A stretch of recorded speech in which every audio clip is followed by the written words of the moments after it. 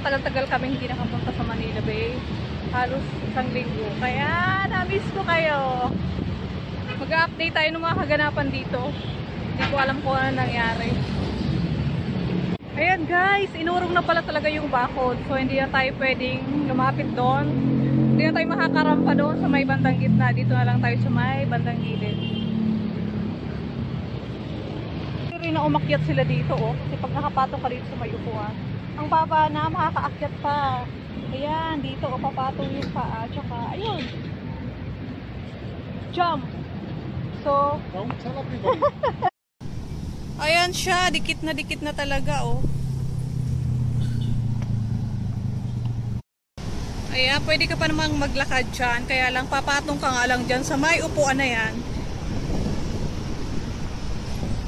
Hindi na ako dediretso kasi may nakaharang doon sa may bandang dulo. Ayun. Dito na lang ako maglalakad sa may bandang gilid.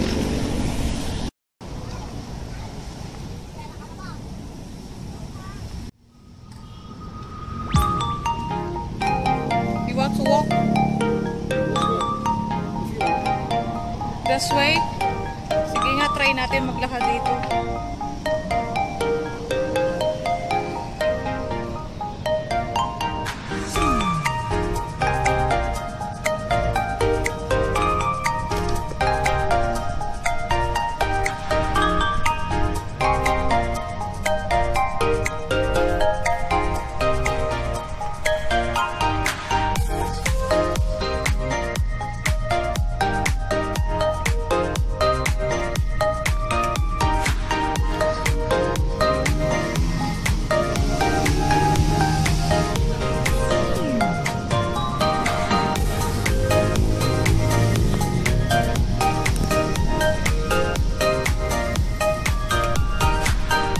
Grabe, ang burak ko. Ayan. Ang kapal ang burak. Look at that.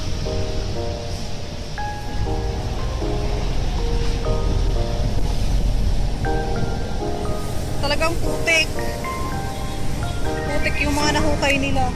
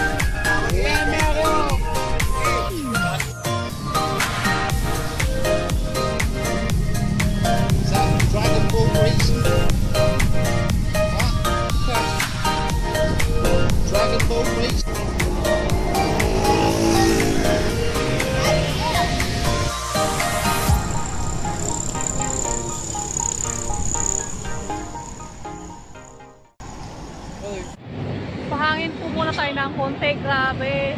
Naglabasan na uli yung mga tabako rito kalalakad. Mainit-init pa. Ano na? 4 o'clock in the afternoon. I'm right? 4 o'clock? Right. 3 pa lang pala. Kala ko 4 o'clock na. Ano pala guys, wala namang gaanong gawa ngayon. Kaya ang gagawin natin, lakad na lang tayo. Pasyal-pasyal. Wala na yung mga trabahador. Iwan ko, wala siguro silang gawa ngayon. Or baka day off. Day off ba? Ayan guys, hinuhugasan nila yung mga dredging machine para hindi kalawag.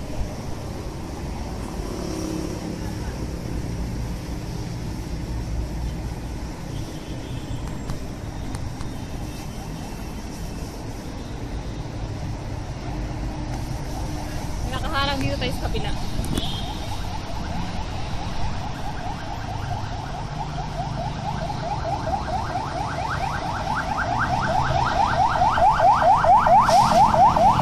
Hindi siya nakatiis. kanya talaga. Sabi ko, hindi ako papasok, baka bawal pagalitan tayo.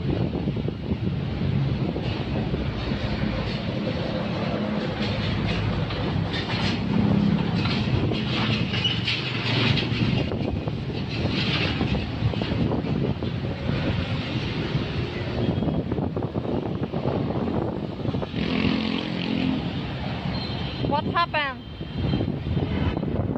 Nothing happened? Nice and clean.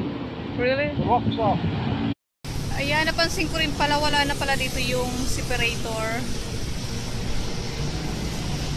Inalis na rin nila.